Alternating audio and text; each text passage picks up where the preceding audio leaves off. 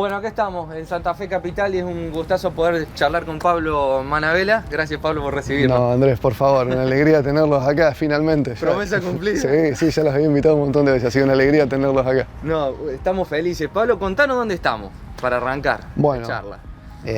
Acá en el predio, estamos en el predio del CCT Santa Fe. CCT significa Centro Científico Tecnológico de Santa Fe, y es un predio de CONICET en donde se alojan muchos institutos de investigación de CONICET. Acá tenemos el IAL, después probablemente veamos otro como el IMAL de Matemática, el INCAPE de Petroquímica, de Tecnologías y distintas empresas de base tecnológica que están instaladas acá. Y particularmente estamos enfrente de la fachada del Instituto de Agrobiotecnología del Litoral, que es donde yo tengo mi grupo de investigación y donde trabajamos en investigación de plantas. En el instituto su gran mayoría trabaja en plantas, aunque hay algunos grupos que trabajan en otros temas, que quizás después les muestre un poco algo de eso. Pablo, es un edificio que tiene poco tiempo, un complejo que tiene el mismo tiempo que quizás del que vos llegaste a la Argentina de nuevo, ¿no? Sí, mira, todo el proyecto del IAL se gesta y se empieza a formar en el 2008. En el 2008 se crea el instituto de forma virtual, pero el edificio se inaugura en julio del 2014, 6 meses después de que yo vuelvo de Alemania. En realidad también en parte de eso es que yo vuelvo, cuando yo estaba allá me ofrecen, dicen, bueno, el instituto se abre, edificio nuevo, y surge la oferta de decir, bueno, ¿te querés venir a poner tu grupo acá? Y bueno, la oportunidad era buena, no se crean institutos nuevos en Argentina todos los días, entonces bueno, ahí volví, tuve 6 meses en la universidad hasta que se abrió el instituto. En realidad la inauguración fue en julio, yo ya me había mudado acá antes, fui el primer grupo que estaba solo en todo el edificio para mí porque no había nadie. Como yo, la mudanza mía, todas las cosas que venían de Alemania yo las dejé en caja, así que me mudé, cuando abrieron la puerta me metí. Pablo, esto quería preguntarte todas las veces que charlamos, vos te venís de Alemania con este proyecto, te querías venir a Argentina, porque muchos se volvieron en ese tiempo, coincidieron las dos cosas. ¿Cómo fue ese proceso de decidir venirte? Sí, la decisión no fue simple. Claro. Nosotros, a fines del 2012, nace mi primer hijo, Felipe, y ahí nos empieza a tirar un poco el decir, bueno, la familia, de que esté cerca de sus raíces, su cultura. Yo siempre tenía una deuda pendiente de que toda mi educación fue más que mal en escuelas públicas, ya sea las escuelas de POSE, que no son públicas, son semi-privadas, hay un aporte del Estado grande. La universidad completamente pública, mi formación de posgrado como doctor también le hice en una universidad pública, con lo cual también yo sentía de que tenía que devolver un poco de alguna forma eso, entonces una de mis ideas era volver en algún momento. Surge esta posibilidad de que es buena, lo pensamos bastante con mi mujer en su momento. Yo estaba barajando algunas otras posibilidades que a ella capaz que no le interesaban tanto por los lugares, Inglaterra y su clima complicado y cosas por el estilo. Entonces bueno, no lo pensamos mucho y dijimos también vamos y después vemos. Ahora es difícil decir que nos vamos de nuevo, pero bueno. Pablo, antes de entrar a conocer y de seguir charlando, ¿sentiste en algún momento, che, hice lo correcto, estoy donde quiero estar? Sí, yo creo de que la mayoría de las veces siento que hice lo correcto y que estoy en donde quiero estar. Hay muchas otras veces que digo, ¿hice lo correcto o debería haberme quedado? Hay decisiones que uno se replantea y es cierto que a mí me da nostalgia un poco toda esa época de vivir en Alemania y todo eso ahí, por ahí lo extraño y me da ganas de volverme. Las ofertas y las tentaciones pasan todo el tiempo. Y bueno, en épocas duras para la ciencia, bueno, lo piensa más, decir, se va todo sabe dónde y nos vamos de nuevo, pero bueno, tampoco es fácil. Pasamos épocas complejas por ciencia que todavía no están encaminadas del todo ni cerca. Hay cosas que hinchan un poco, que son fuera de cualquier tipo de gestión, mucha burocracia y cosas de que en otros países no pasan y que habría que solucionarlo. Pero bueno, dentro de todo es lindo y uno siente todo el tiempo que aporta a la ciencia nacional y todo eso, y eso está bueno y se aprecia. Digo, conectás, porque me dijiste, sí, el estudio en Justiniano Posse, el estudio en formación en universidad pública, ¿conectás con ese estudiante estando acá, decir, che, estoy devolviéndole, como vos me decías, lo sentís efectivamente? Sí, a ver, yo en ese sentido hago un esfuerzo.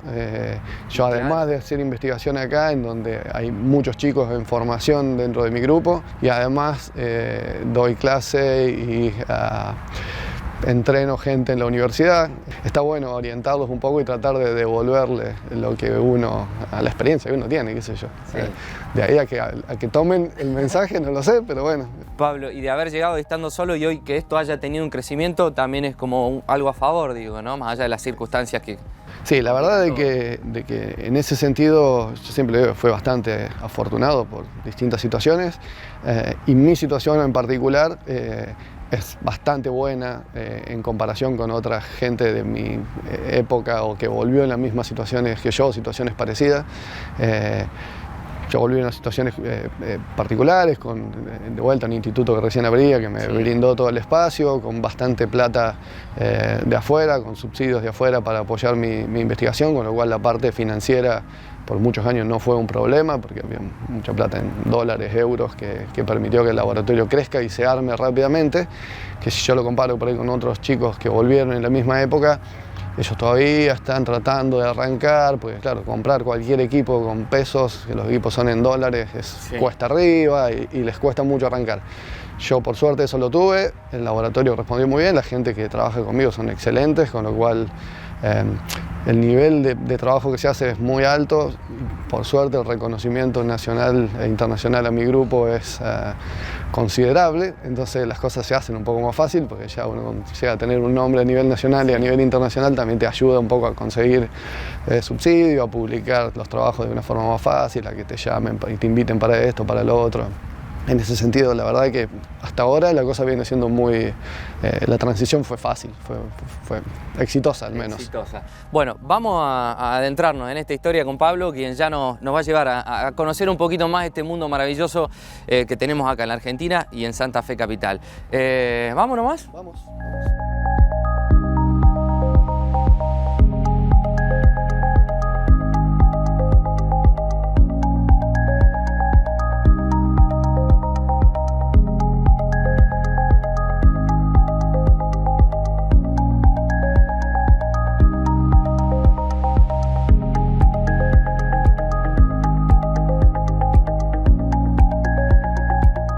Dejan moscas en su casa, frutas en su casa que le salen mosquitas, bueno, esta es la mosca. Esta mosca es uno de los modelos de estudios más difundidos para el estudio de insectos, y de muchas de las cosas que se aprenden de moscas se extrapolan a humanos.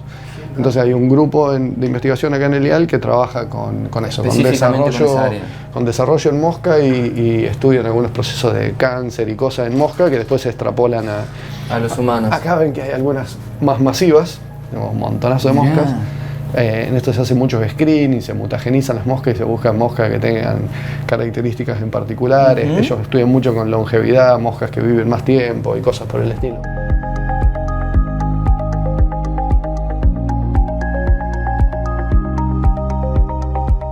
Esto, la planta que trabajamos nosotros, tienen ciclos de vida muy cortos, en donde uno puede ir de una generación a la siguiente en un periodo de tiempo que es trabajable. No sé, imagínate que yo tratar de trabajar con secuoyas, me lleva 18 vidas de llegar a tener una progenie. La planta que nosotros trabajamos, en 2 meses uno pasa de semilla a semilla, lo cual en un ciclo rápido ocupa poco lugar, tiene un genoma chiquito que nos permite trabajar. Y en Drosophila es más o menos lo mismo. La mosca se reproduce muy rápido, entonces te permite tener mucho material rápido.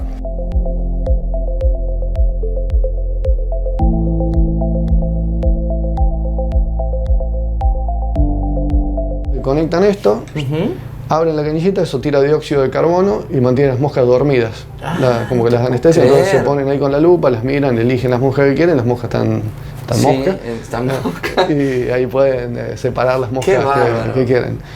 Qué bárbaro. ¿Y quién direcciona los trabajos? Dice, bueno, vamos a trabajar de esta manera en esto. Cada uno elige su línea de investigación. A ver, en la carrera de un científico de CONICET, lo que uno hace es, cuando termina de hacer un postdoctorado o lo que fuese, pide ingreso a carrera del científico CONICET. CONICET tiene la carrera del investigador científico.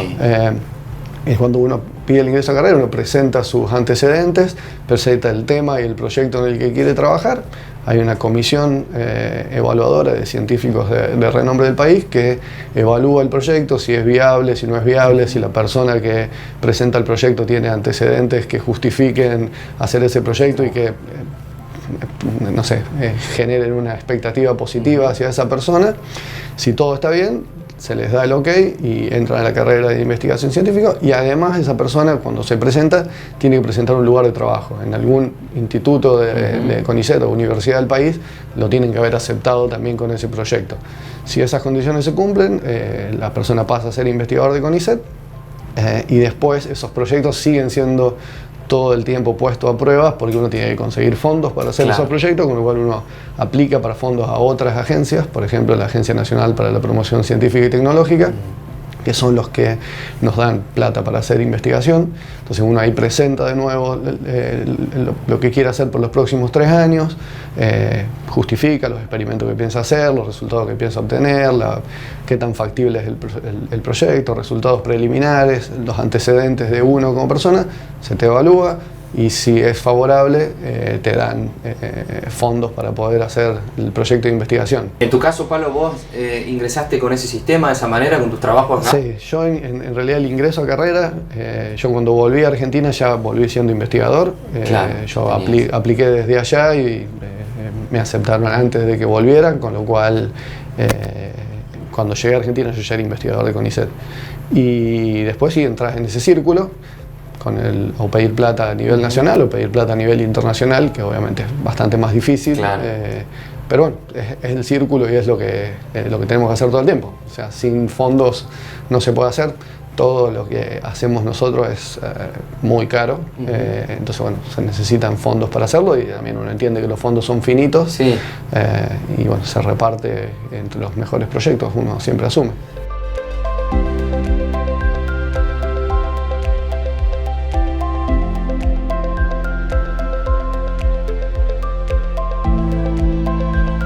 Esta es una sala común de microscopía. Está bueno. Yo tomo esto está cerrado porque son microscopios de fluorescencia. En realidad. Bien, necesitan esa oscuridad. Sí, necesitan la oscuridad porque lo que hace, un microscopio normal, lo que uno tiene es una fuente de luz blanca que ilumina la muestra, y con los lentes uno ve la fluorescencia. Y estos tienen, en vez de usar luz blanca, lo que usan, que es esta fuente de atrás, usan luz con lámpara de tungsteno que excitan en el ultravioleta. Entonces excitan moléculas fluorescentes, y lo que uno ve, en vez de ver la cosa visible, ve una imagen fluorescente. Que se ve en distintos colores. Normalmente lo que usamos es una proteína que se llama GFP, que es Green Fluorescent Protein, una proteína que se sacó originalmente de una medusa, que florece con la luz ultravioleta y florece en el color verde, entonces uno puede ver cosas adentro de la célula en color verde. Pero necesita este tipo de microscopio que detectan ese tipo de luz.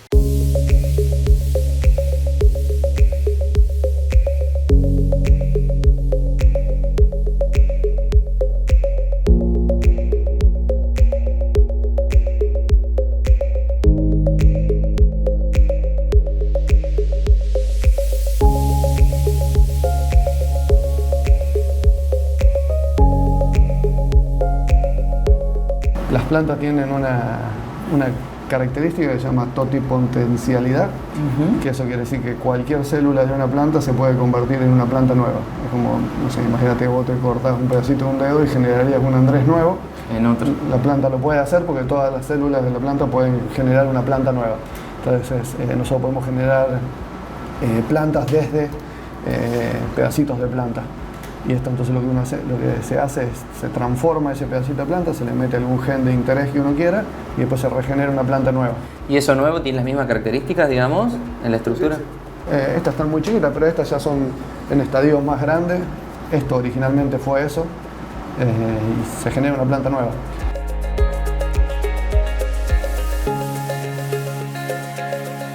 Y esta es la famosa planta Arabidopsis thaliana, que es con la planta que trabajamos. Entonces lo que nosotros hacemos cuando queremos meter genes a la planta, lo que transformamos son los óvulos. Las flores que están abiertas, que uno ve la flor, ya no nos sirven porque los óvulos ya están fecundados. Porque esta planta tiene la particularidad que se autofecunda, no necesita un polinizador. La misma planta se fecunda a sí misma. Entonces lo que hacemos cuando queremos transformar es sacar todas las flores que están abiertas, uno le saca las flores que ya están abiertas, se queda con las flores que todavía no se abrieron, y a esas flores que todavía no se abrieron las inoculamos con una bacteria, se llama Agrobacterium tumefaciens.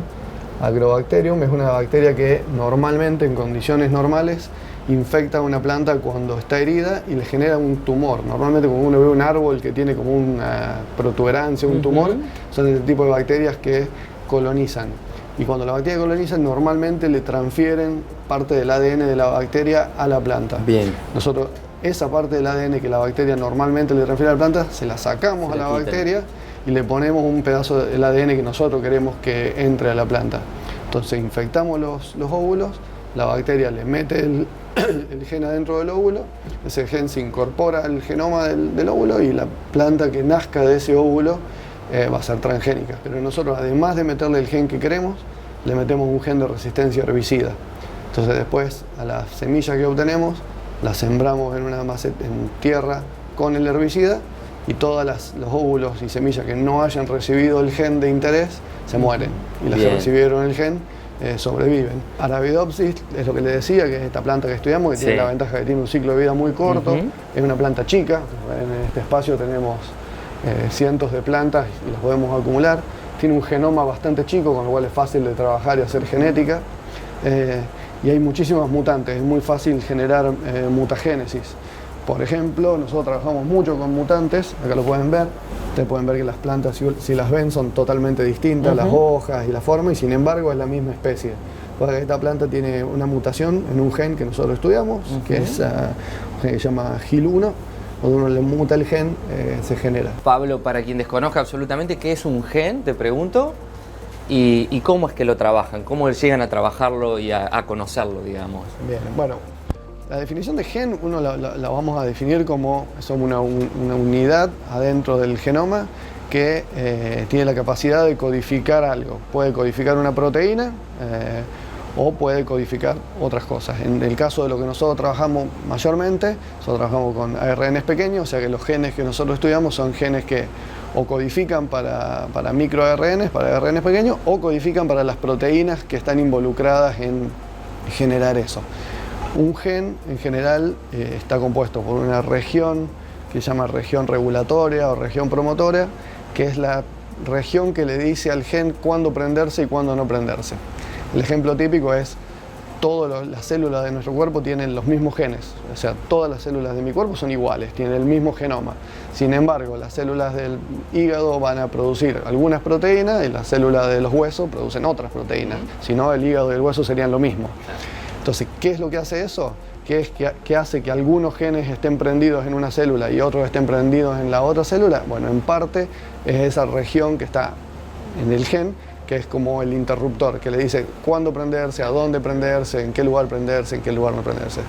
Después viene la región en sí de lo que codifica la proteína. Ese es como el interruptor. Después en un gen viene en la parte del DNA que codifica para una proteína, por ejemplo, para el gen de la insulina. Entonces lo primero le dice prendete, apagate, lo otro le dice qué es lo que tiene que producir. Eso se conoce como el dogma central de la biología, que es cómo se generan las proteínas y los genes. Después hay niveles regulatorios mucho más complejos, que son por ejemplo los que estudiamos nosotros, porque uno tiene esa región regulatoria que dice prendete o apagate, pero hay otros mecanismos que dicen a un gen que está prendido, decirle no, vos no tenés que estar acá, y lo apagan, aun cuando el gen está prendido. Y los microRNAs, que son los que nosotros estudiamos, hacen eso, apagan genes que se prendieron fuera de lugar o en un momento inadecuado. Son tan fundamentales que esto que ven es eso que pasa. Cuando uno muta muy poquitito alguno de los genes que codifican a microRNA, las plantas son un desastre. Acá lo pueden ver, estas son totalmente. Todo esto es la misma planta. Entonces si comparamos esta plantita de nuevo, miren, esta planta tiene mutado un gen que produce microRNAs, sin microRNAs o con microRNAs. La planta es totalmente distinta. Y esto es porque estos microRNAs lo que hacen en gran parte es controlar cómo la planta crece, decirle es de día, es de noche, hace calor, hace frío, tenés que ya dejar de producir hojas y empezar a producir tallo. Entonces cuando uno le saca los microRNA, la planta ya no sabe más qué hacer. Los genes se siguen prendiendo o apagando según esa región que los controla, pero hay lugares que deberían estar apagados y siguen prendidos, o transiciones que deberían pasar y que no están pasando. Entonces, bueno, nosotros estudiamos un poco eso, cómo se regula todo ese proceso de prendido y apagado de genes para darle la identidad a la planta o cualquier organismo. En realidad los microRNA existen en todos los organismos eucariotas.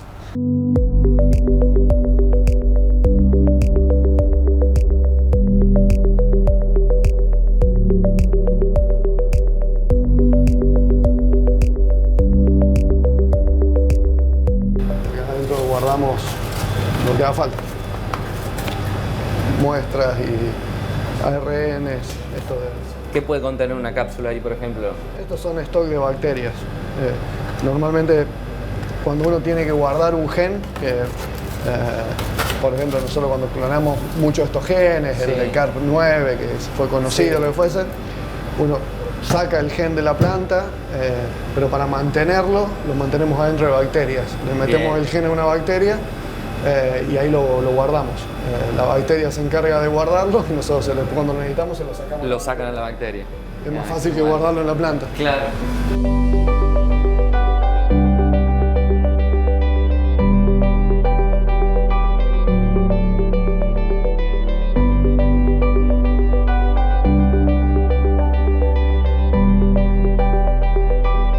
La mayoría de las cámaras están a 23 grados durante todo el día y tienen un ciclo de luz-oscuridad de 16 horas de luz y 8 horas de oscuridad, lo cual simula el verano. Bien, claro. Y 23 grados es más o menos la temperatura media en el verano de donde crecen estas plantas. En el piso intermedio hay 6 laboratorios, pero que cada uno de estos, cada par de laboratorios depende de uno de los socios fundadores, digamos. En el instituto somos ahora 8 o 9 grupos, ya no me acuerdo, de los cuales 3 son investigadores superiores de CONICET, que son los más viejitos que están acá, son los que iniciaron un poco toda la movida. Cada uno de ellos tiene 2 laboratorios, en donde en cada uno de los laboratorios están subdivididos con unos grupos con investigadores un poco más jóvenes. En este trabajan en una parte con enzimología, estudian enzimas de plantas, durazno y otras cosas, bioquímica más clásica, más parecida a lo que hacía Leloir y la bioquímica tradicional. Y en el otro trabajan con parásitos. En los del medio, en uno trabajan con mitocondrias, que es la mitocondria es una organela que está dentro de las células y es la que le da la energía a la célula para vivir. Nosotros tenemos mitocondria, las plantas también. Las plantas además de mitocondria tienen cloroplastos. En uno estudian con mitocondrias y en el otro trabajan con factores de transcripción, que son proteínas que se unen a esta región regulatoria de los genes y que le dicen cuándo prenderse y cuándo apagarse. Ellos estudian esas proteínas y sobre todo proteínas que se prenden y se apagan en condiciones de estrés. Y los últimos 2 laboratorios son los laboratorios de Raquel Chan, que es con la persona con la que yo hice mi doctorado en su momento, y ellos trabajan aún en el tema con el que yo hice mi doctorado, que son factores de transcripción HD-CIP, y cómo estos factores de transcripción se pueden usar para mejoramiento vegetal y hacer que las plantas resistan mejor con algunas condiciones.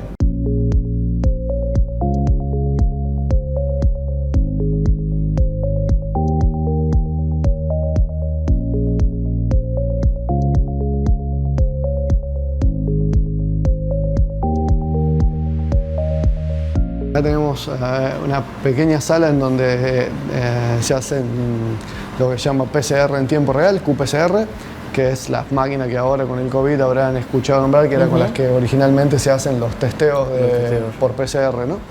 Son unos equipos que lo que te permiten... ¿Son estas mismas máquinas? Sí, tenemos 5 de estas, que lo que te permiten hacer es cuantificar carga viral, por ejemplo, en el caso del COVID, pero en nuestro caso, en general, los usamos para estudiar niveles de genes, si un gen se activa o se apaga, si se prende, si está más activo o menos activo, lo medimos con esto. El concepto es el mismo, en carga viral uno mide qué tanta cantidad del virus hay, que el virus es una molécula de ARN. Sí. Y nosotros trabajamos con microARN, que son moléculas de ARN, entonces usamos la misma máquina para medir niveles de ARN. Los agitadores, normalmente no son agitadores, se usan para... que lo van a ver, hay uno andando. Sí. ¿Cuál es su función? La principal función es permitir que las bacterias crezcan. O sea, ustedes pueden ver, estos tubos tenemos... acá lo pueden ver, estos son bacterias en estado... Uno larga con medios de cultivo que son transparentes y después de cierto tiempo, esto tiene temperatura controlada, 28 grados, uno lo deja crecer y esto, que originalmente era transparente, ahora está repleto de bacterias. A 28 grados crecemos las bacterias que sirven para transformar plantas, agrobacterium, ¿ves? Lo ven en otro medio de cultivo. Entonces, para lo que se usa eso. La agitación hace que crezcan mucho más rápido. Bien. Uno podría dejar las bacterias sin agitación, pero te llevaría varios días. Con agitación de un día para el otro lo tenemos. Centrifugar muestras, que normalmente para separar, que lleva ADN de proteínas, necesitamos centrifugarlo suficientemente rápido para poder separar moléculas grandes de moléculas un poco más chicas. Estos son incubadores de plantas también, pero que le podemos controlar los parámetros de crecimiento mucho más. Son mucho más sensibles, podemos controlar humedad, exactamente la cantidad de luz que queremos. Y estos son plantas que están en proceso de selección. ¿Ven? Estos son plantas que nosotros transformamos y las ponemos acá para ver cuáles son transgénicas y no. En este estadio todavía no se murió ninguna. Bien. Entonces, todavía son muy chiquititas. Las plantas cuando recién nacen, ustedes lo habrán visto, las primeras 2 hojitas que le nacen a las plantas se llaman cotiledones. Pueden tener 1, pero estas tienen 2. Bien. Hasta este punto la planta no se muere porque por ahora vive de la reserva que tiene en esas hojitas. Cuando la planta intente generar las hojas nuevas, que necesita sacar nutrientes de la tierra, ahí chupa el herbicida y las que no tienen el gen se mueren. Y acá adentro tenemos hay unos equipos de purificación de proteínas. Esto es un equipo que se usa para purificar proteínas, cuando necesitas proteínas puras. Y eso que tenés atrás es un equipo que se usa para fragmentar cromatina. Cromatina es el DNA entero de una célula, se lo llama cromatina, y con eso uno lo puede partir en pedacitos de un tamaño que uno elija. Si uno quiere partir en pedacitos de 300, 500 nucleótidos, usamos eso y cortamos el ADN en el tamaño que queremos para después usarlo. ¡Qué locura! Normalmente la cámara fría... ¿A cuánto está? Esto está como una heladera, está a 4 grados. Para lo que más se usan es para lo que más lo usamos es para guardar semillas. Las semillas de Arabidopsis, si uno las guarda a esta temperatura y sin humedad, está cerrada esta caja, nunca la vi. Aguantan vivas por años. Entonces uno guarda tubito con semillas. Las semillas de Arabidopsis son bien chiquititas, nada que ver con el maíz o la soja. Entonces, en toda esta caja podemos guardar miles de líneas de semillas distintas. Nosotros trabajamos más con mutantes que con transgénicas. O sea, uno puede trabajar con una planta transgénica metiéndole un gen o con una mutante sacándole un gen. Entonces uno puede estudiar la función de un gen por agregarlo o por sacarlo. Por quitarlo. Bien. Normalmente nosotros trabajamos mucho con quitarlo, porque los resultados que dan son un poco más interesantes. Sí, bien.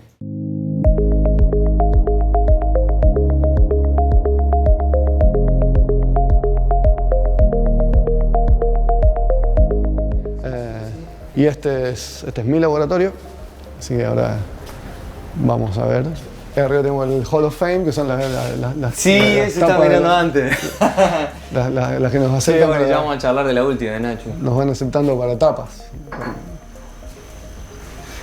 Bueno, y acá nada, estas son las mesadas donde trabajan los chicos. Cada uno tiene su espacio, no muy holgado, pero tiene su espacio. Sí. No sé si el espacio no es muy holgado porque es chico el laboratorio o porque son muchos ustedes. Pero bueno, y cada uno tiene sus reactivos, las pipetas con las que trabajan, y los tubos y todo ese tipo de comunes. Estos son incubadores para crecer bacterias. Esto es un crosslinker. Esto lo que hace es darle a la planta un pulso de luz ultravioleta para cuando uno quiere, por ejemplo, estudiar si una proteína interacciona con ADN, uno le da un pulso ultravioleta y esa interacción se solidifica, digamos, se hace más fuerte y nosotros la podemos estudiar, si no se separarían. Está. Esos son equipos de PCR común, no como los de allá, pero sino los común. Este es para mirar luciferasa, que es la proteína que hace que los bichitos de luz florezcan. Bueno, eso, Nosotros podemos ponerle eso a las plantas y hacer que las plantas florezcan y con esto lo medimos. Bien. Este es para medir concentración de ADN. Cuando uno hace ADN podés medir qué tanto ADN obtuviste. Eso es lo mismo pero para medir concentración de proteínas y eso es para ver ADN. Bien. Y este es mi lugar donde yo estoy todo el día. Así que en la oficina, ahí tengo la distinción de la Municipalidad de Pose. Una por favor. El mini santuario. El mini santuario está Pose metido No llega, todo no llega. ¿Qué tenemos acá, Pablo, por ejemplo? ¿Esto es diario? Sí, esto por ahí cuando nos juntamos normalmente con los chicos, vienen, nos ponemos a charlar un poco de lo que están haciendo, de sus proyectos, y por ahí vamos tomando nota, algunas ideas que van surgiendo las anotamos. Bueno, a eso quería ver. Ese estar estudiando, ¿qué significa? ¿Cómo se analiza, cómo se trabaja sobre datos, sobre qué bases? La mayoría de las cosas son experimentos. Uno va haciendo experimentos y dice, bueno, ¿qué queremos responder? Bueno, esta es la pregunta. ¿Cómo lo respondemos? Se plantea un experimento, se hace el experimento falla, lo repetís, falla, hasta que en algún momento los astros se alinean y los experimentos dan y tenés una respuesta, ya sea positiva o negativa. El problema no es tener no el resultado que uno no quiere, el problema es cuando hay muchas veces que los experimentos fallan, no funcionan.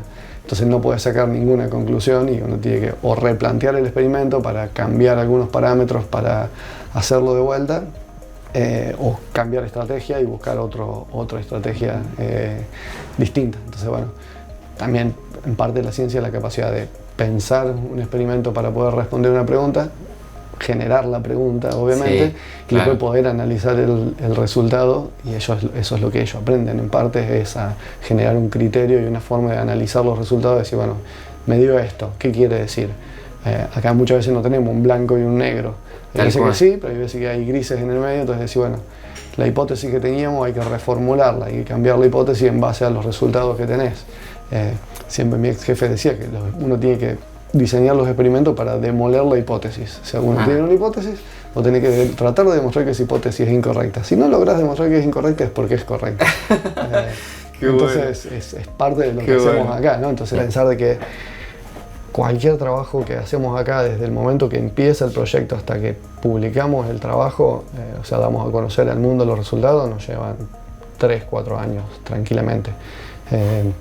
Muchos de estos experimentos llevan semanas a hacerlo, muchos de estos experimentos necesitamos comprar insumos que no tenemos, hay que comprarlos y esperar lo que lleguen. Cuando estaba en Alemania vos lo comprabas, al día siguiente lo tenías, acá lo comprabas y te llegan a los 2 meses. Hay experimentos que involucran transformar una planta y generar una planta transgénica, lo cual nos lleva 4 meses tener la planta transgénica para recién empezar a hacer los experimentos. Entonces, bueno, es un trabajo largo, en donde los chicos también aprenden en parte eso, ¿no? a organizarse, decir, bueno, mientras hay un experimento que lleva 4 meses, en el intermedio van haciendo otros experimentos. Y bueno, y muchas veces que la hipótesis que uno tiene falla, tiene que replantear la hipótesis, hacer hipótesis nuevas, los fallos al medio. hasta que terminás teniendo el conjunto de datos que decís, bueno, es suficiente como para probar la hipótesis, vamos a darlo a conocer al mundo. Y ahí entras en el otro proceso, que es el de publicación, que también te puede llevar 1 año tranquilamente. Pablo, y a eso quiero hacer referencia, tenías el Salón de la Fama, me decía. ¿Qué sabemos desde que están trabajando como equipo de los microRNs que antes no sabíamos, por ejemplo? Yo empecé a trabajar con microRNs en el 2008, cuando me fui a hacer el doctorado. Y lo que sabemos hoy comparado a lo que sabíamos antes es enorme. Uno se imagina el ADN, unas liñitas adentro del núcleo de la célula, y sin embargo, la célula, cada una de nuestras células, de la célula de un humano, el ADN que tiene una sola célula mide 2 metros de largo. O sea que más o menos la altura del Manu Ginóbili es la altura que tiene el ADN de una sola célula. Y todo eso tiene que entrar adentro de un núcleo de una célula. Sí. Con lo cual el ADN no está tan libre como uno se lo imagina, sino que está muy empaquetado y muy enrollado. Y en plantas eso es incluso más llamativo. En algunas plantas como el trigo, el ADN de cada célula tiene 20 metros. El largo de una cancha de tenis es el ADN que tiene una sola célula. Pari japónica es incluso más extremo porque una sola célula tiene que meter adentro de su núcleo 91 metros de DNA, lo cual es la altura de la Estatua de la Libertad. Es un montón de ADN para una sola célula. Por favor. Bueno, mira, es increíble. Y respondiéndote a lo que vos me preguntabas, bueno, toda esa línea de transposones y evolución es algo que empezamos no hace mucho y es algo que originalmente mi laboratorio no trabajaba en eso. Eso también lo controlan un tipo de ARNs pequeños, pero no microARNs, sino unos que se llaman ARNs pequeños heterocromáticos. Son muy parecidos, se generan de una forma parecida, pero no son iguales que los microRNA, que siempre fue el fuerte de mi grupo. Y en mi grupo, como un ejemplo, esta es más o menos la vía como la conocíamos en el 2008, cuando yo empecé a trabajar con todo esto, y hoy en día la vía se parece mucho más a esto, que es una cosa extremadamente más compleja. Y esto es del 2016, del 2016 hasta ahora, en 5 años, más. Le podemos agregar por lo menos 50 pelotitas más a todo eso. Y muchos de esos avances los logramos acá en el laboratorio. Entonces, la verdad que también por eso tenemos cierto reconocimiento en el mundo de la biología, en el mundo de la biología de ARN, porque muchos de estos descubrimientos surgieron de acá adentro. Pero dentro del equipo microRNA interactúan entre ellos todo el tiempo. Y eso lleva a que cuando uno ve los artículos que salen del laboratorio, la mayoría de los becarios terminan siendo autores de los trabajos porque todos contribuyen y trabajan. Son temas muy relacionados, porque ya me acuerdo que mi viejo siempre me preguntaba, me decía, bueno, ¿ya terminaste lo que estabas investigando? No, nunca terminé lo que estaba investigando. Pues, lográs responder algo, lo cual te abre otras preguntas y encarás esa siguiente pregunta y en algún punto se abren tantas preguntas que ni siquiera un laboratorio sigue. A lo mejor uno sigue con alguna parte de la investigación y otros laboratorios en el mundo siguen con otras preguntas que se abren de eso. Por eso es importante publicar los resultados para que sean accesibles en el mundo, entonces la gente puede ver lo que se hace en otro lado y decir, mira, esto me sirve por lo que yo estoy haciendo, me genera una pregunta nueva y pumba, trabaja. También eso genera competencia y cosas que son complejas. En el mundo de la ciencia tampoco es todo color de rosas. Pablo, este paso del paper, ¿cómo se llega a eso? ¿Qué significa publicar un paper y qué relevancia tiene a nivel científico y aplicativo en definitiva después? Bueno, el proceso, obviamente cuando uno considera de que la cantidad de datos que uno tiene son lo suficientes como para responder a una pregunta o como para confirmar una hipótesis que uno tiene, en el momento que uno decide, bueno, es el momento de publicar los datos, de darlos a conocer al mundo. Uno no puede dar a conocer al mundo datos que son inconclusos o que están resultados mal hechos. Se puede, ya podemos llegar a ese punto, pero y hay gente que lo hace. Pero en general uno busca tener una hipótesis cerrada. Cuando uno tiene todo eso, se escribe el artículo, los artículos se escriben todos siempre en inglés. Normalmente los artículos todos tienen más o menos el mismo formato, una introducción donde uno introduce el tema en cuestión, cuál es la pregunta, cuál es la importancia de la investigación. Después viene una parte significativa del trabajo que son los resultados, en donde uno muestra qué fue lo que descubrió, cuenta cuáles fueron los experimentos que hizo para responder a tal pregunta, entonces uno va diciendo, bueno, me pregunto tal cosa, hago tal experimento, el resultado que obtenemos es esto, lo cual nos lleva a la siguiente pregunta, que es esta, planteo este experimento, tengo este resultado. Al final uno tiene la parte de discusión, en donde discute todo el descubrimiento que se hizo. Y normalmente tiene una parte de materiales y métodos, que en donde se explica detalladamente la parte experimental, para que si otro laboratorio tiene que repetirlo, pueda hacerlo. Y normalmente después tiene la parte de referencias, en donde uno cita otros papers, otros trabajos de otras personas. Ningún trabajo se hace solo, usa evidencia previa para hacer las preguntas que te llevan a la siguiente. Entonces normalmente cada trabajo se basa en 50, 60 trabajos anteriores. Eso lo mandas a una revista, uno elegís las revistas, hay cientos de revistas. ¿Cómo uno elige las revistas? Hay revistas que son generalistas, o sea que son para cualquier área del conocimiento, humanos, plantas, insectos, lo que fuese. Hay algunas que son generalistas solamente de la biología, por ejemplo, Cell es la revista más importante generalista solamente de biología, y después tenemos revistas generalistas, que entra física, matemática, claro, todo, como son por ejemplo Science y Nature, que son las dos revistas más importantes generalistas de todo un poco. Sí, sí. Y después, si no, puede ir a revistas específicas de plantas, de animales, de biología molecular, de lo que fuese.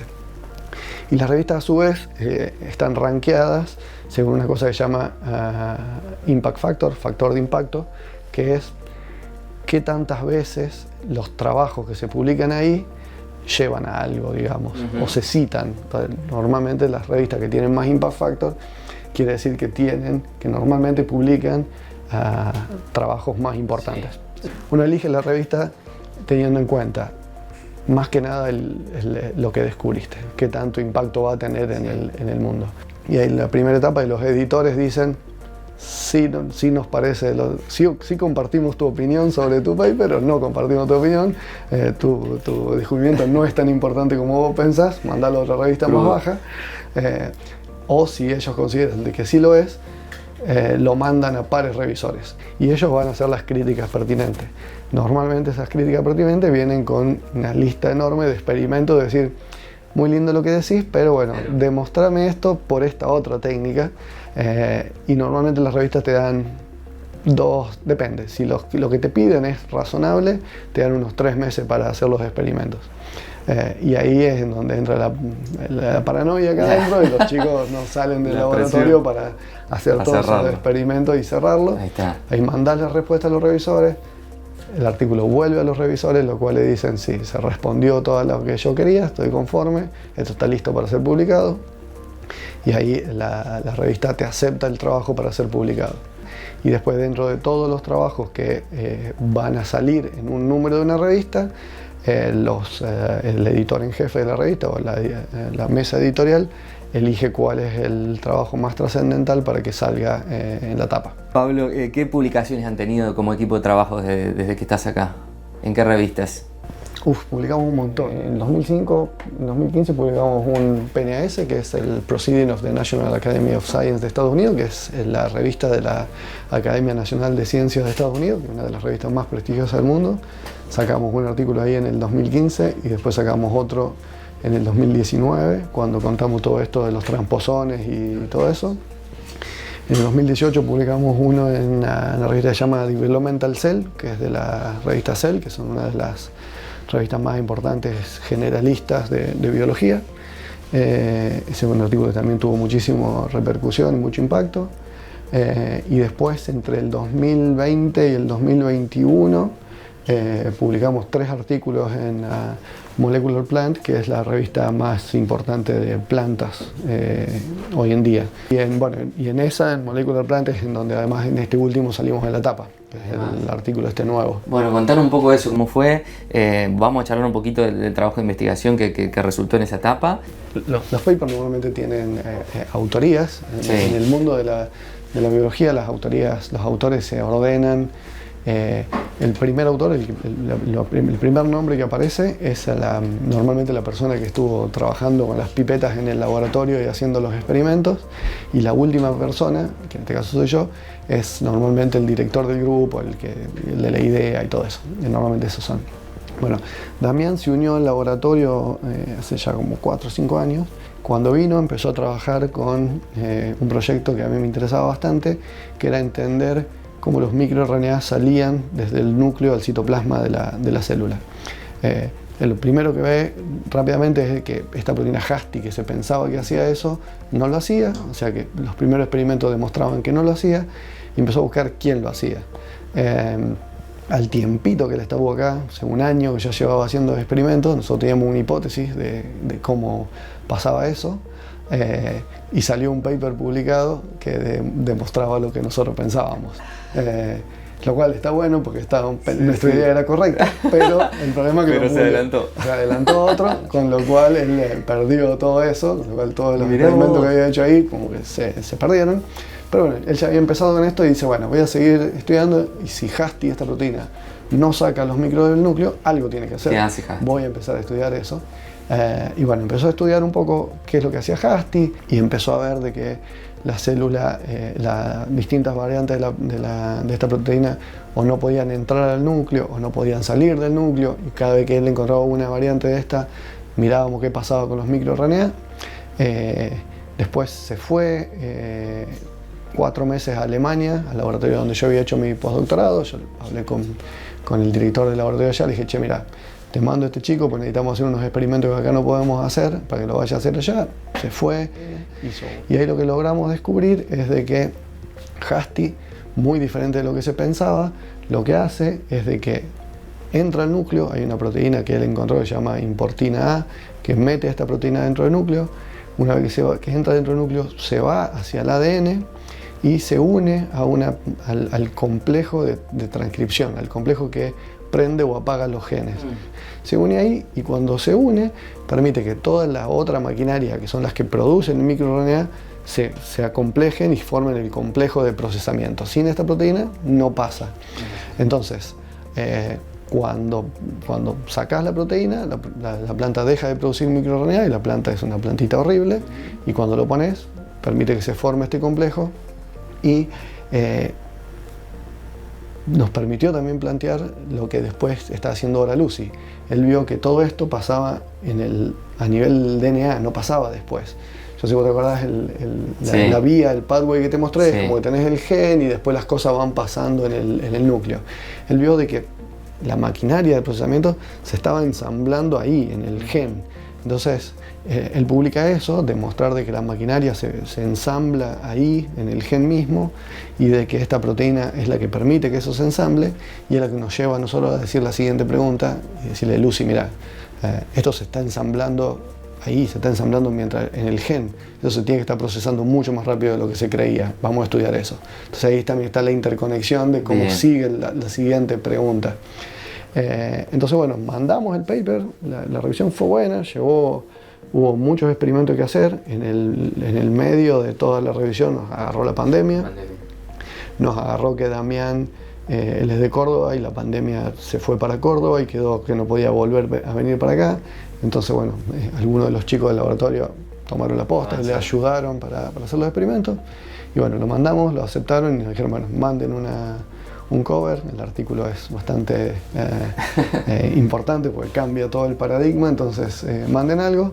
Y ahí fue de que bueno, hicimos esta ilustración con mi sobrino. La ilustración representa en parte el nacimiento de los microRNA, que son estas que están dibujados ahí como que recién acaban de nacer. Tiene también un significado porque Damián, que es el primer autor, para el momento que lo aceptaron en el paper, nació su primer hijo, con lo cual tiene ahí un componente. Y bueno, y en el vidrio están dibujados las caricaturas de mi papá y de mi mamá. Mi viejo fallece de COVID en el periodo que nosotros estábamos haciendo los experimentos. Justo en ese periodo de revisión donde los revisores nos dicen, bueno, hagan todo esto, ahí fue cuando pasa lo de mi viejo. Entonces dije, bueno, vamos a hacerle algún homenaje. De cierta manera mi viejo fue el que me llevó a ser lo que soy, a ser científico, siempre una persona muy interesada en la ciencia y quemándonos la cabeza a todos en casa con ciencia todo el tiempo, que fue lo que me llevó a eso. Entonces bueno, en parte vieron el homenaje.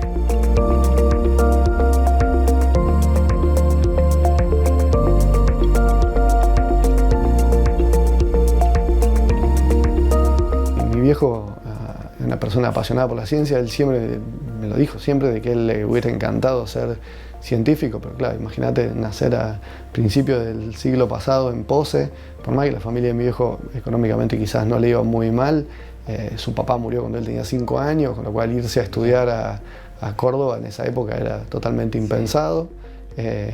pero era una persona que siempre le apasionó la ciencia. Yo siempre lo cuento como anécdota, que él siempre decía, cuando tenía 8 años, como el Félix, mi hijo más grande ahora, trabajó un año en una farmacia de ahí de Pose, en las farmacias artesanales de esa época, cuando hacían las cosas, como ayudante de farmacia, y con lo que ahorró en ese tiempo se compró un microscopio para jugar. El microscopio está ahí, es ese. Sí, que tenía ahí, lo estaba mirando antes. Que era el microscopio con el que mi viejo, y cuando yo era de la edad, me lo regaló a mí para que jugara. Y yo me la pasaba todo el día en el patio de mi casa con el microscopio, cazando bichitos, haciendo cosas.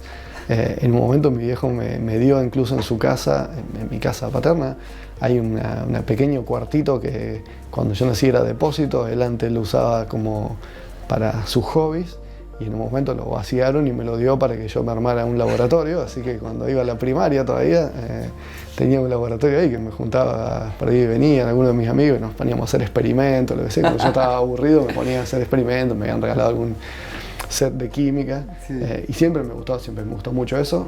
Cuando llegó el momento, cuando estaba haciendo la secundaria, yo tenía muy claro que quería hacer ciencia. Lo que no estaba muy seguro era qué tipo de ciencia quería hacer. Me gustaba mucho la genética, la biología molecular, me gustaba mucho la química, con lo cual en un momento consideré hacer ingeniería química. Me gustaba la paleontología, con lo cual también consideré hacer paleontología. Pero bueno, de todas esas cosas, lo que más me atrajo en su momento fue hacer genética. La carrera de genética ya existía, pero no estaba muy orientada a lo que yo quería hacer, y lo que mejor se adaptaba era hacer bioquímica, así que me fui a Córdoba a hacer bioquímica pensando en hacer investigación, y fue siempre para lo que apunté.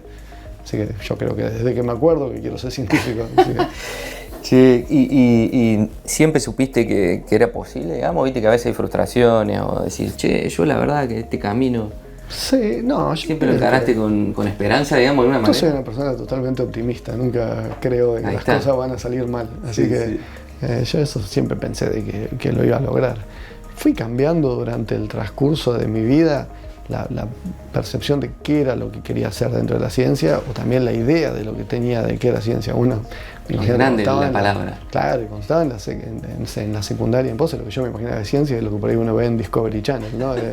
Y bueno, nada que ver, la ciencia es otra cosa, es mucho más frustrante porque, te digo, la mayoría de los experimentos muchas veces no funcionan, lo que ves vos tampoco es muchas veces tan espectacular en el día a día. Lo que terminás haciendo es lo que están haciendo los chicos, un medio de cultivo para crecer una bacteria, para esto, no hay nada que vos digas, wow, esto es Discovery Channel, mirá, encontré nada, es un trabajo de hormiga todo el día, mucha frustración, porque muchas veces que por cada trabajo que sale hay un montón de cosas que no salen, mueren en el camino, o chicos que a lo mejor ya van 4 años de doctorado y que no ven la luz al final del túnel, y decís, la hipótesis no la podemos responder, y no la podemos responder, y no la puedes responder, hasta que por ahí le das. Y hay veces que eso sí pasa, ¿no? En un momento tenés el momento de eureka en donde decís, ahí está, esa es la hipótesis correcta, y cuando la encontraste después todo sale. El tema es cuánto tiempo te lleva a encontrarla. Che, me decías esto de Damián, que se tuvo que ir a Alemania porque acá no lo podía hacer. ¿Qué pasa con eso? Digo, ¿qué pasa con la Argentina y nuestra gente, digamos? ¿Qué capacidad crees que tenemos con esto que nos pasa? Nos vamos afuera para continuar una investigación que si tuviéramos las herramientas la haríamos acá. Sí. Digo, ¿y cómo nos ves en el mundo en relación a eso? En general, la gente acá está muy bien formada. Hay que ver si eso no se deteriora, pero nos va bien. Normalmente cuando los científicos argentinos que he visto en el mundo nos va bien, somos gente muy creativa y que se las arregla. También parte del entrenamiento en donde atamos todo con alambre lleva de que seamos más creativos en algunos aspectos. Hay algunas falencias en la formación, en algunas cosas que yo lo veía comparado con algunos chicos. La formación de algunos países es impresionante, pero la gente acá nos va bien. Y cuando los chicos vamos por estadías cortas, que estos chicos van a hacer cosas afuera, los resultados vienen y llegan rápido, con lo cual claramente están bien entrenados para hacer las cosas, y los argentinos normalmente son bien recibidos en los laboratorios de afuera por todas estas cosas. Tampoco está muy mal de que que la ciencia se maneje con intercambios y de que los chicos vayan a hacer experimentos afuera. Les abre mucho la cabeza cambiar de país y ver otras cosas, ver otros laboratorios, cómo se manejan en otros lados. la forma que yo manejo mi laboratorio, que dirijo a los chicos, es una completamente con la que hace otra gente. Entonces por ahí está bueno que haya un poco de movimiento de gente, y está bueno fomentar eso. Pablo, te vemos como un tipo muy didáctico y te quiero preguntar esto, ¿hay que popularizar a la ciencia en el buen sentido de la palabra, digo? Haciéndola cotidiana, hablando. Yo creo que sí, yo creo de que la gente también se tiene que perder miedo y acercarse. Muchas veces nosotros estamos sobrepasados de tareas y tampoco estamos entrenados para hacer difusión de la ciencia. Yo sé algo que vos te lo he dicho un montón de veces, de que no necesariamente el científico tiene que ser el que difunda la ciencia, sino por ahí hay muchas veces periodistas que son fantásticos como divulgadores de ciencia, Adrián Paenza entre ellos, pero hay muchísimos periodistas que son muy buenos y tienen la forma de bajar la línea. Está bueno tener un eslabón intermedio que baje la ciencia. Sí creo de que, más ahora con la pandemia y con lo que hemos vivido, la gente tiene que creer en la ciencia.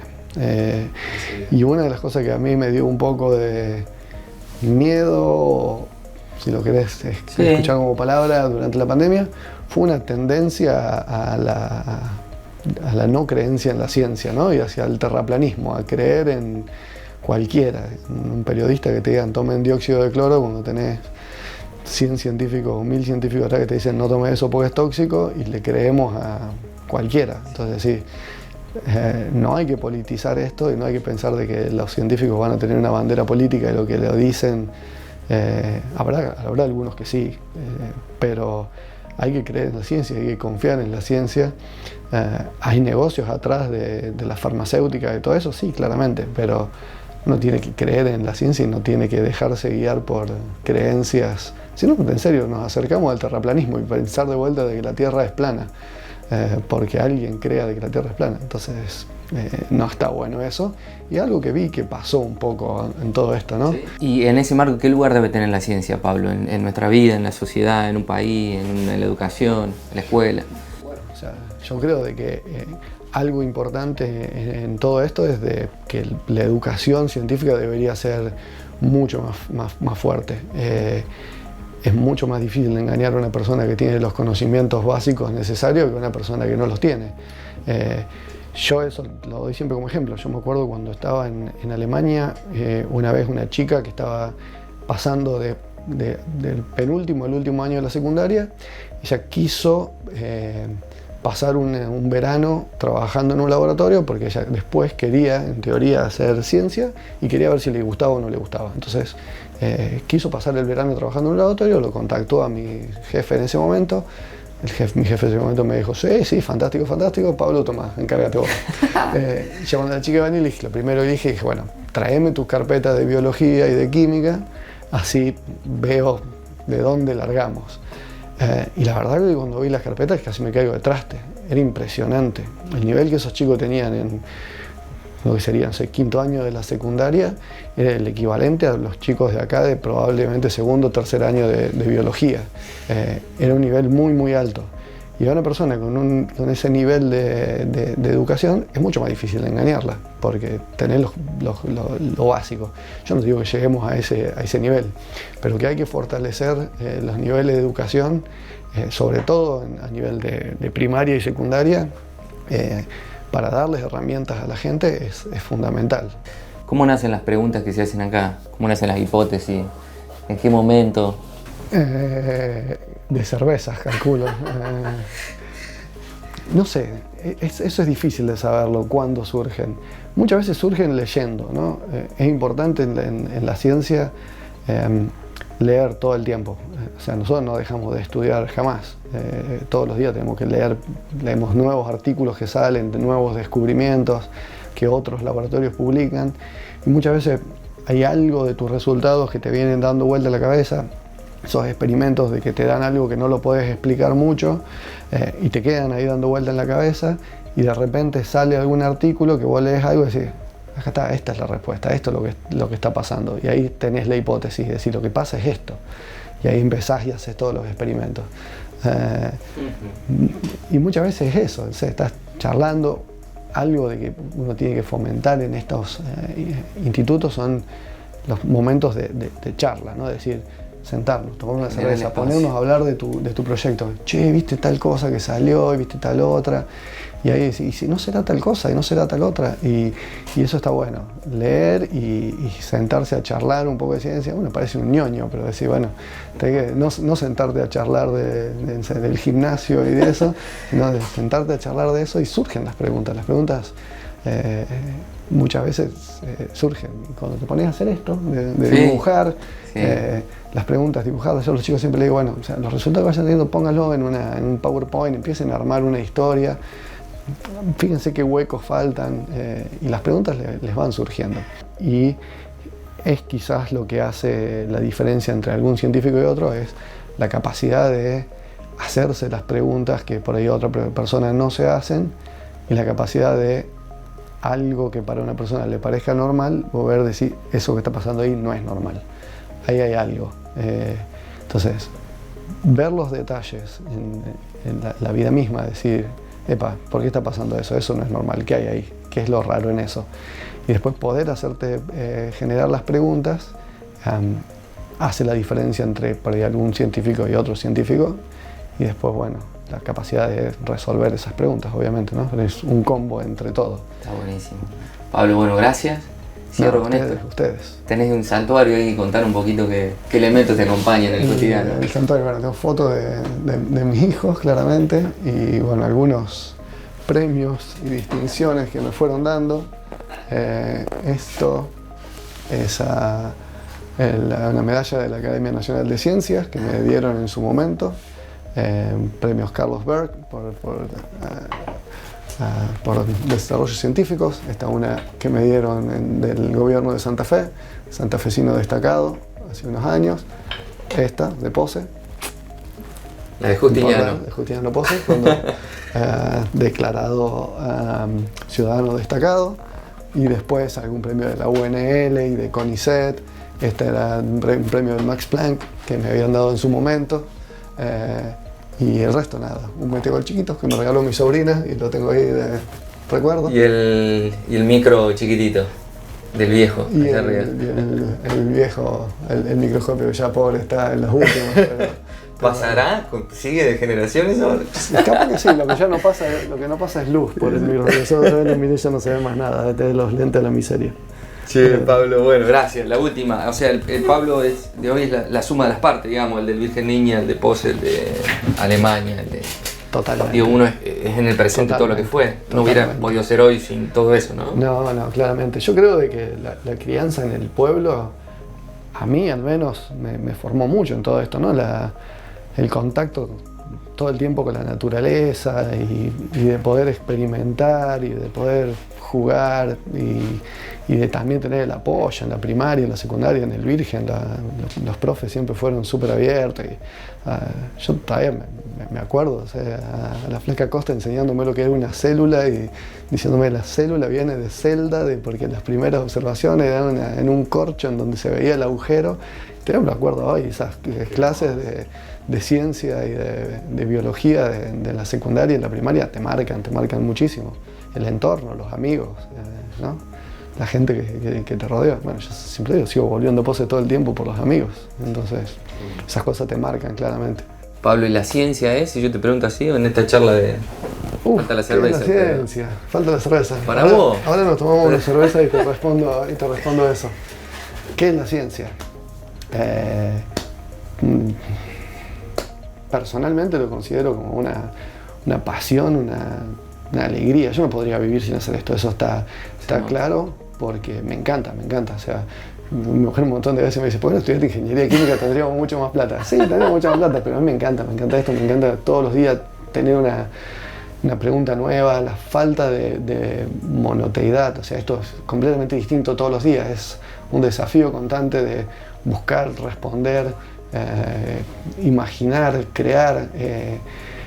Eso es perseverancia, es tolerancia al fracaso, porque la ciencia está muy embebida en el fracaso, la capacidad de trabajo, porque no te queda otra que trabajar muchísimo más por ahí de lo que uno se imaginaría, ahora con 3 chicos más todavía, yo hay veces me veo hasta las 3 de la mañana respondiendo mails y cosas.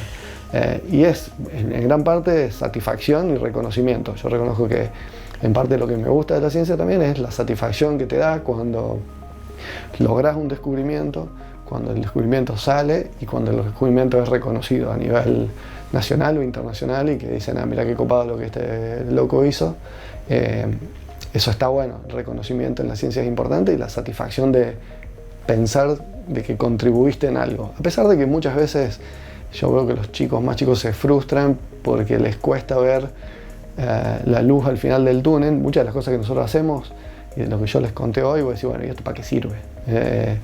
Y la falta por ahí de la gente de ver la perspectiva del para qué sirve es lo que a muchos chicos los frustra y que otros lo logramos entender y decir, bueno, esto sirve porque sirve y porque entender cómo funciona la naturaleza es lo que probablemente dentro de 100 años haga de que curemos el cáncer con un descubrimiento que se hizo ahora. Siempre lo tomo de ejemplo, de que desde el día de que Friedrich Miescher en Tübingen encontró que había una sustancia ácida en los núcleos de la pus de los enfermos, de los heridos de la guerra, a 250 años después, usar las qPCR para detectar y diagnosticar a una persona con COVID, es increíble. La persona hace 250 años jamás se hubiera pensado de que eso tenía una aplicación. Y sin embargo, un descubrimiento lleva al otro, el otro lleva al otro, y eso hace de que al final de la cadena, el conocimiento acumulado haga de que la tecnología decante. Siempre lo dicen, ¿no? Que en cada celular hay por lo menos 10 premios Nobel metidos adentro, y ninguno de esos 10 premios Nobel pensó jamás en lo que sería un celular.